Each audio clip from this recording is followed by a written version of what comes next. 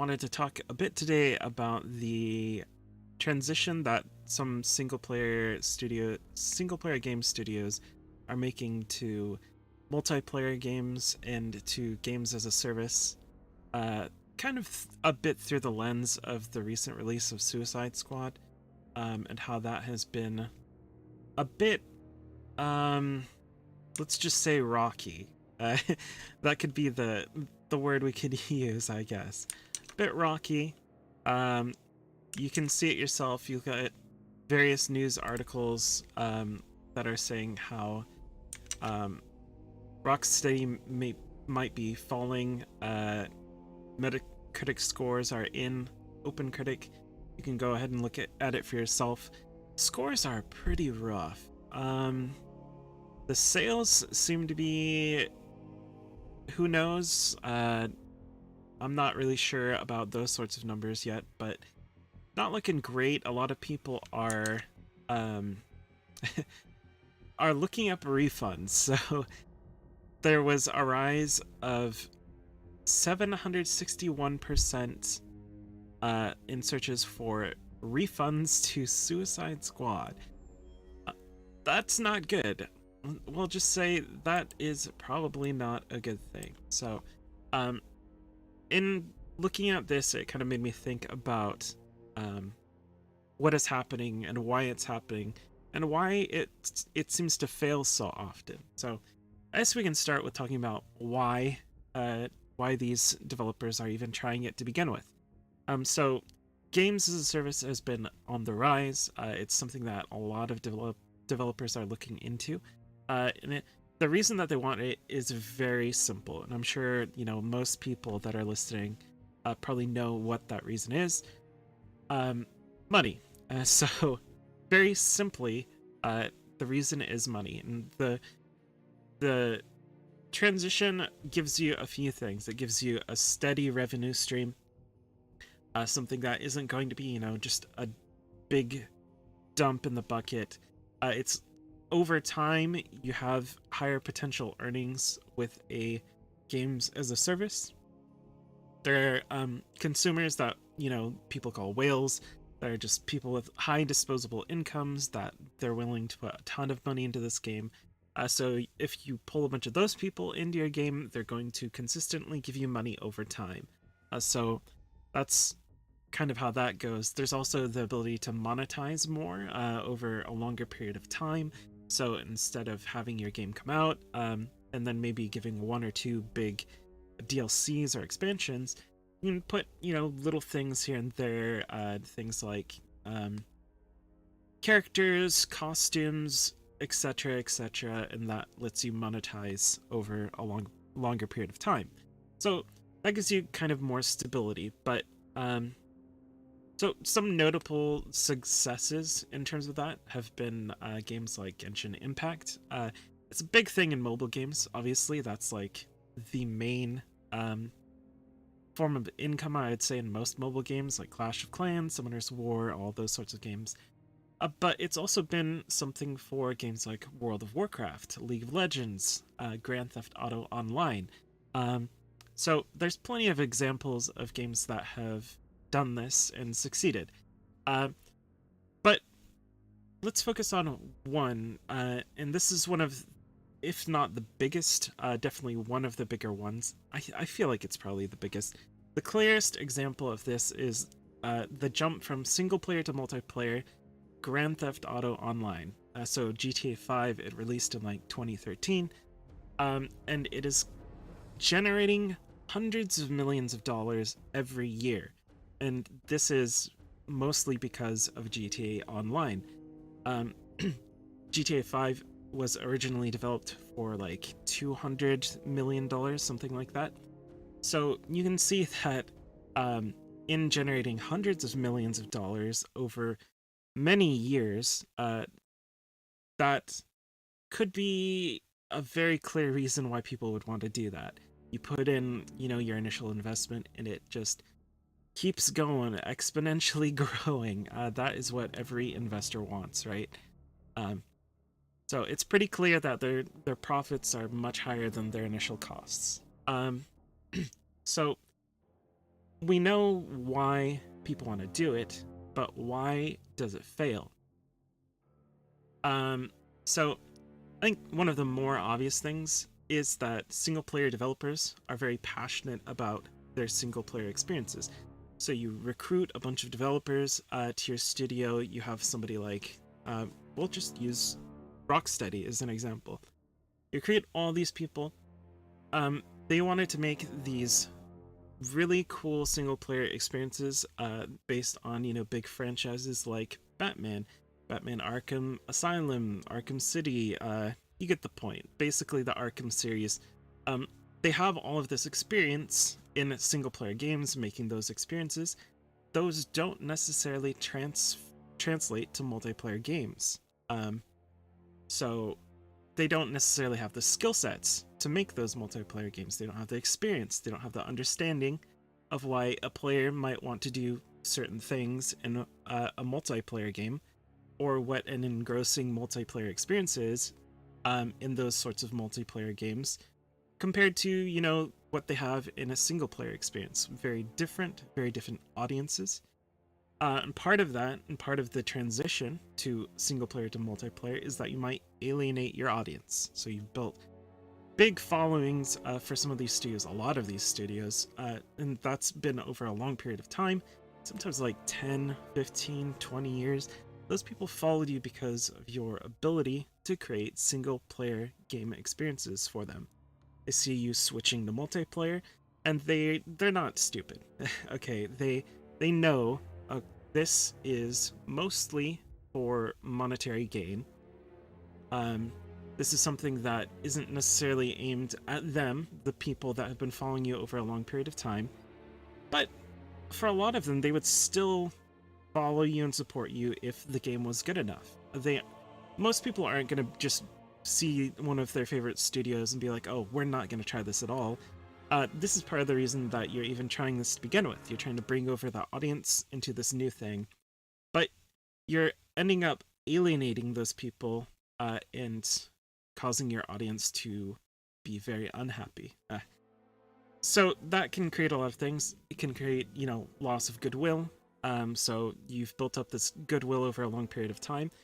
People are fickle. they can change at the drop of a hat. Just look at BioWare. Just look at Bethesda. Look at those big audiences. They still have plenty of people that are following their games. Look at Blizzard. And there are plenty of people that are still passionate for those games, that love those games, and will still play them. But overall sentiment, not so great. They've lost a lot of goodwill over the years because of the switches that they've done. So let's think about some of the more obvious examples of this happening. We can point to one of the companies that I just mentioned, BioWare, Anthem. So that game was BioWare's attempt to transition to a games as a service model. BioWare at that point had already, dropped some goodwill. I think Anthem was either coming out during the same time as the Mass Effect Andromeda, or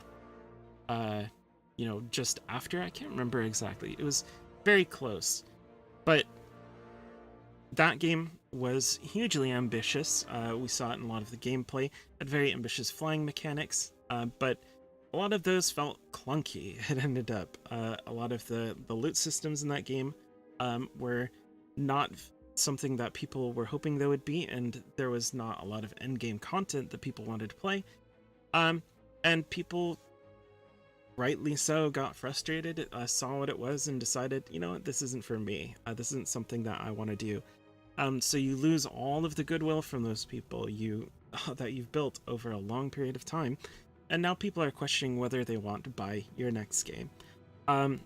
Arcane, Redfall. So that game was painful. So, and just looking at it. So I've loved the Dishonored series. I've loved a lot of things that Arkane has tried to do. But seeing what happened with Redfall, where they went from, this studio that is beloved by so many people, the game right before Redfall, I can't remember its name, but Didn't do so well. It wasn't like a massive failure or anything, but people were already wearing a little bit on Arcane at that point. They still love them, right? It's still a very beloved studio even now. But Redfall failed and hugely failed. It got very bad reviews, and that was their switch from single player games to games as a service. We can see that they weren't properly prepared to do that. Creative Assembly, they are the Total War developers. They tried to make this game Hyenas. I'm not 100% if it was Creative Assembly proper, like their studio that makes the Total War series, or not. I'm not 100% on that. But Hyenas didn't even come out. It got canceled. So they completely failed before it even came out. Naughty Dog, Last of Us Online, another canceled project. Platinum Games, Babylon's Fall. That game did horribly. People love Platinum Games. Grindy, repetitive, not a very good gameplay loop. Has all of these things that you see from games as a service that people don't want. So, that's kind of a lot of different examples of these people trying to move from one thing to another. One of the other examples that might not necessarily fit as well, but is an example, Bethesda with Fallout 76. Now, that was a separate studio. So Bethesda made their own studio for specifically, I think specifically Fallout 76. And that game initially completely busted. I tried it. It was unplayably just bad. And a lot of that was because, it didn't have NPCs. The world felt empty. But one thing that Bethesda did that a lot of these other places didn't do, they continued to support it. They kept going. And now there's some following for that, but they still took a big hit in goodwill, I'll tell you that. Just take 20 seconds and look at any Reddit post, and you'll see people talking about how bad Bethesda is. Yeah. Now, there are examples of this succeeding. So one of the examples that you can look at is Bungie with Destiny. The Destiny series, Destiny 1 and 2, did great. They did very good with that game. And part of the reason for that, I think, is that at Bungie, there are people who understand multiplayer. The Halo series from its inception had multiplayer aspects to it from Halo 1 all the way throughout until Bungie left that series.